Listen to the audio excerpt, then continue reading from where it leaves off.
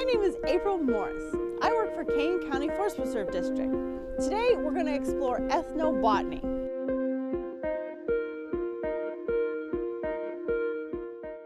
Ethnobotany is the study of people and their relationship to plants.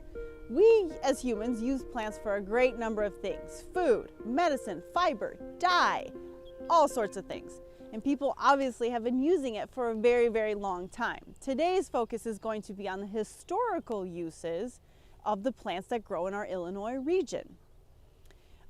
Something you want to keep in mind though, please do not go and harvest any of these plants from your local forest preserve or your state park. This is for educational purposes only. Today we're going to explore the common blue violet, bloodroot, and jewelweed. Let's start with our state flower, the common blue violet, Viola sororia. The leaves and flowers of the common blue violet, along with many other species, are edible and medicinal. Violet leaves contain a good bit of mucilage, or soluble fiber. Soluble fiber is helpful for restoring healthy populations of intestinal flora, as beneficial bacteria feed off of this type of fiber. Violet was also used topically to make a poultice. That was also used to make an oil or a salve for dry or chafed skin, or if you had insect bites or varicose veins. These were all used to help soothe the inflamed skin. For our next plant, I'd like to talk about bloodroot, Sanguinaria canadensis.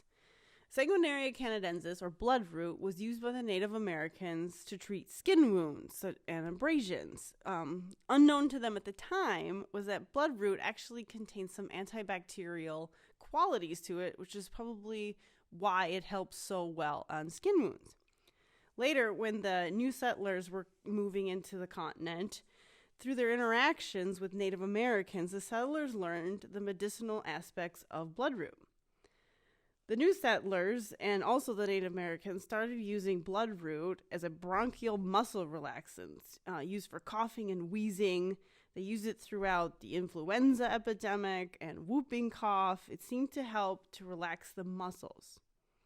It has been found now in phytochemistry that bloodroot is made up of a few different chemicals that actually do help the lung muscles relax.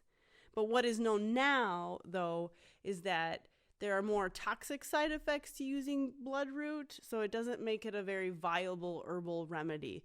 There are other things out there now that can help us with that. But it is kind of cool learning this aspect of this plant, that when no other options were available, at least it was there to help them. Another really fun plant that I like to find in the woods is jewelweed, or Impatiens capensis. It has a long history throughout North America as being medicinally helpful.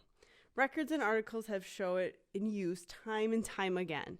It's almost one of those plants that almost everybody knows around here. It seems to be an antidote to poison ivy, or if you accidentally brush up to stinging nettle.